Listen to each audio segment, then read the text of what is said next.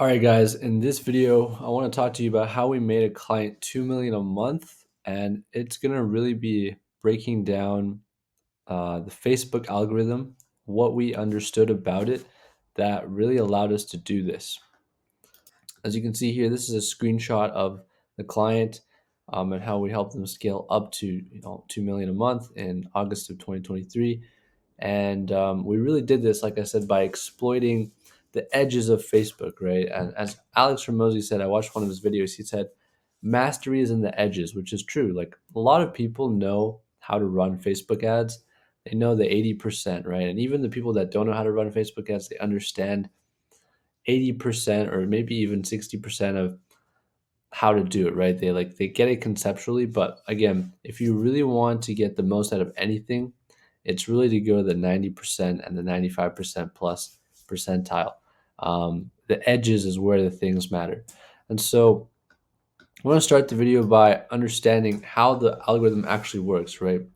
Essentially, most ad algorithms, including Facebook, use a type of machine learning known as supervised learning, particularly leveraging techniques from predictive modeling and optimization, right? So, predictive modeling is a subset of machine learning. And so, here's how it works in the context of Facebook ads. And again, the goal of predictive learning is to it's basically to predict the future. That's why it's called predictive learning, right? And the way it does that is by gathering historical data and then leveraging machine learning to try and predict the future. So first, it needs to collect data, right? Facebook gathers extensive data on user behavior. So Facebook has billions and billions of users, and so because of that, it's able to gather tons of data. And these are active users, by the way, right? These users are on Facebook a lot of the time. They're also on Instagram, remember, because it's owned by Facebook, and also WhatsApp. And so it's basically pulling all this data and collecting all this data from the people using the platform. It's measuring their behavior, their interests, their demographics, and it's getting information on their characteristics, right? So, what is supervised learning, right? Supervised learning is the algorithm using historical data, basically where the outcomes are known, to learn patterns. For example, it can learn which types of users are more likely to click on a certain kind of ad based on past interactions, right? So they measure your behavior, and if they notice that you click on a lot of weight loss ads, they know that you're probably into weight loss, and they use this data to predict future outcomes, right? And so that's where prediction models come in. These patterns are then used to predict future outcomes, such as which users are most likely to engage with a specific type of ad. And this prediction is based on the user profiles and then the ad characteristics, right? So then in the learning phase, right, when you see this image on the ads dashboard, when a new ad is launched, Facebook enters what's called basically the learning phase. And during this period, the algorithm tests the ad with different segments of the audience to understand who is more likely to respond to it. So it's a really important time where the algorithm is trying to figure out where best to serve the ad to who and at what time.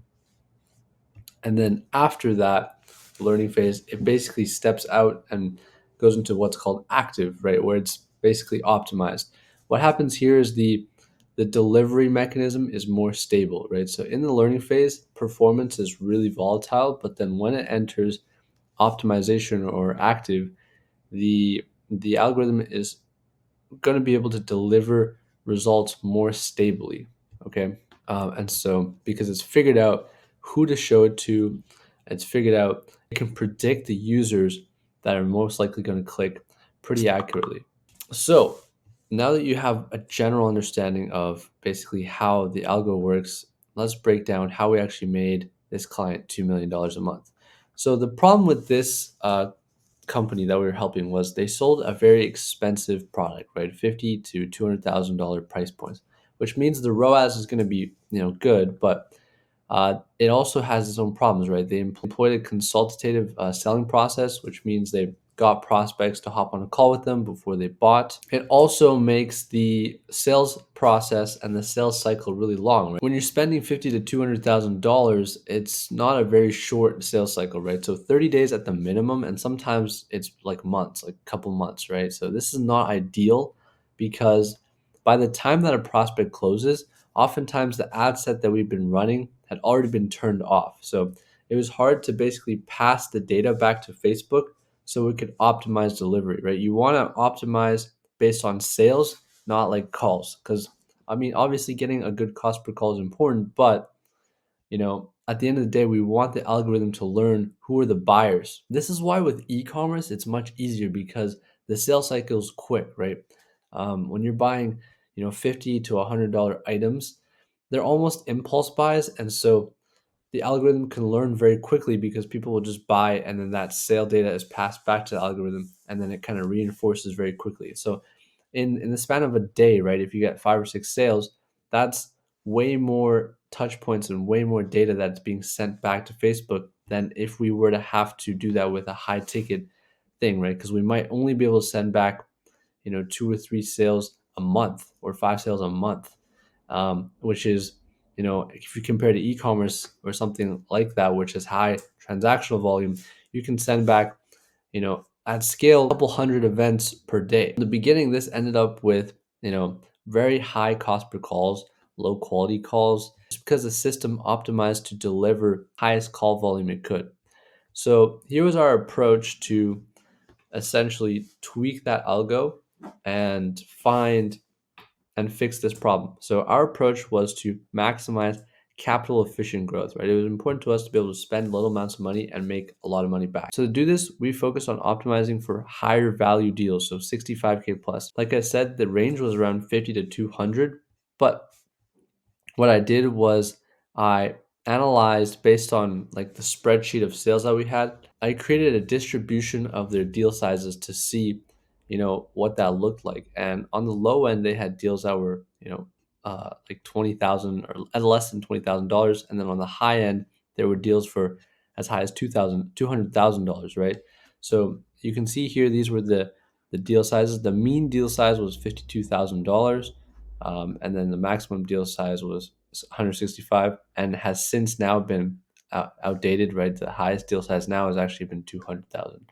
So our goal at the time was to shift this distribution curve so that the mean deal size of the new curve is the 75th percentile of the old curve. We basically want to increase the volume of the $60,000 deal size instead of selling $52,000. This way, we can basically have a smaller number of clients, but that are bringing in more revenue, right?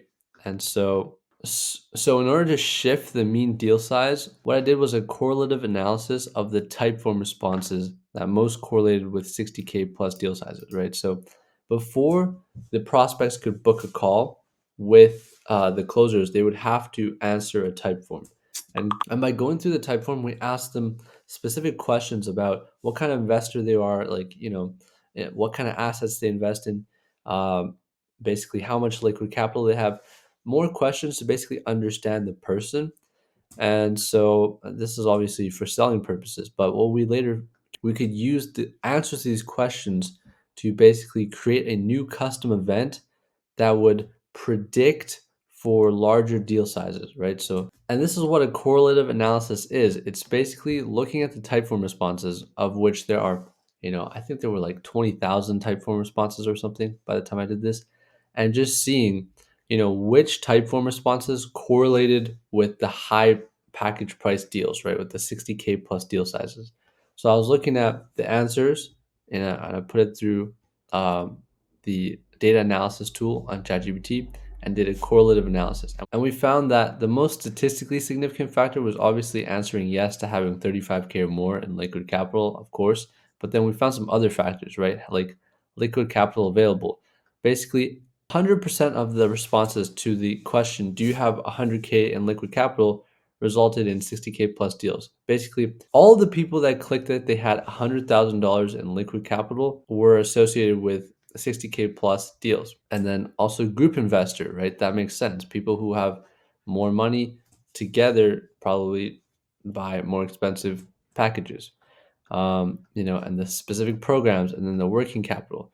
So what we did, knowing this, was essentially we're like, okay, the goal here is to find specific answers that correlated with 60K plus deal sizes, and then create these answers as events that we can send back to Facebook so that it knows how to learn and figure out who these people are. So that's what we did. But we already had a custom event known as HQ call, like high quality call, which optimized for high liquid capital, basically more than 100K plus, right?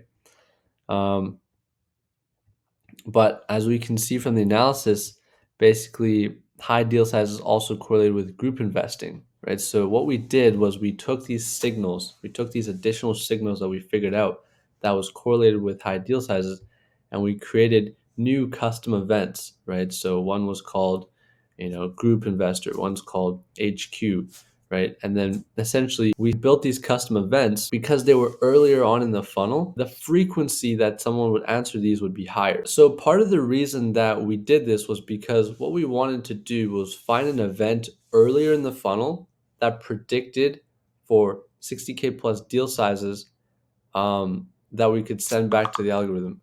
And the reason we wanted something earlier in the funnel is because typically questions that are earlier in the funnel, right, earlier in the type form, get more responses. So basically, you can think of type form responses as like a graph that kind of looks like this, right? It starts out good. A lot of people answer the first question, but then as you move on in the type form, less and less people respond. So there's drop offs at each question. So essentially, by choosing questions that are earlier on in the type form, we're able to get more data and send it back to Facebook faster. So we're trying to mimic the e-commerce model, right? Where the transaction volume is high and you're able to pass that data back fast. And so with the type forms, we can do that because it's not like the sale data, right, which we pass back. And in a month, you might only have 10, 20 sales. So that's 10, 20 events. That's not much frequency in terms of an event, right? And so if there's not enough frequency, then we found events earlier in the funnel that got a lot more frequency, that also predicted for 60K deal sizes. And then we created a new custom event and optimized for those, right? And we use these signals to feed it back to the ad network so they could build a stronger profile on who we're optimizing for. And the reason it works so well is because essentially we're creating a new set of labeled data that is not predefined. So it's not like a sale or a lead or something. It's a new set that we're labeling. And so labeling this data is giving the algorithm more context and more nuance as to who we're looking for, when we're optimizing. So hopefully that makes sense and that was helpful. And if you need help getting high ticket calls for your company, or you're just looking for high quality leads and you're already running some ads, feel free to reach out. We'd be happy to take a look and potentially even audit your account, depending on how much you're spending. So if this was helpful, drop a thumbs up and subscribe for more videos like this, and I'll see you in the next one.